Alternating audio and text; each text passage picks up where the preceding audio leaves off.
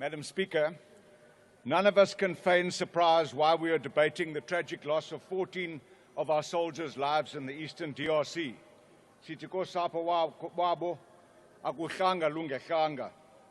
It is clear that we have learnt no lessons from the fateful Battle of Bangui in the Central African Republic, and that perennial budget cuts have emasculated our defence force. In fact, the hollowing out of our defence force began with the corrupt manipulation of arms procurement facilitated by the erstwhile President Zuma and his associates.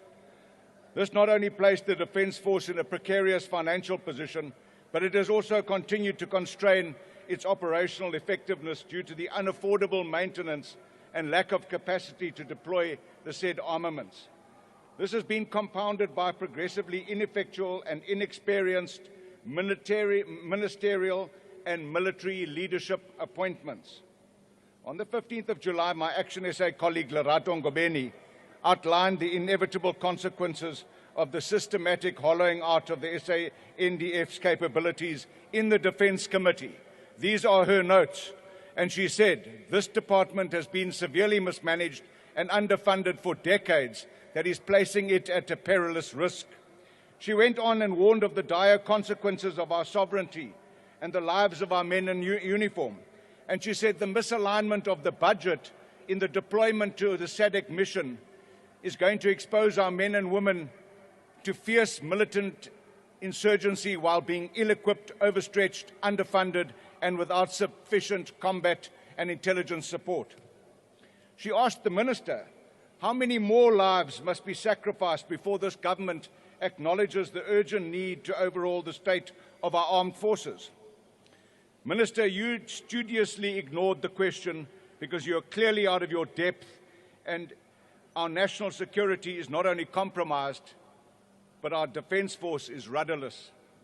Now, 6 months later, we mourn the deaths of 14 brave soldiers whose decomposing remains have yet to be repatriated, not to mention the absence of any plausible casualty evacuation plans for our wounded. The Deputy Minister General appeared bemused and at times even surprised as he listened to the department's defensive denialism. His silence in the committee, when we met as a joint committee, exposes why we oppose the existence of deputy ministers. They are impractical, ineffectual, and superfluous. The department's political and military leadership sat in that committee and presented like hapless hares in the spotlight. Our warning has fallen on deaf ears. Our ill-equipped, under-resourced, demoralized, and outgunned soldiers were sent to fight in a war which we have no apparent demonstrable interest, and they were set up to fail and die. I'm proud that in October last year we rejected this government's reckless attempt to throw an additional 2 billion rand at the deployment in the DRC. We refused to support this folly then, and we are even now more determined than ever to demand its end. As confirmed by Minister Mochega in her reply to my parliamentary question, she said the deployment is devoid of strategy, lacks a clear national interest, suffers from inadequate capacitation, and frankly has no defensible reason to continue.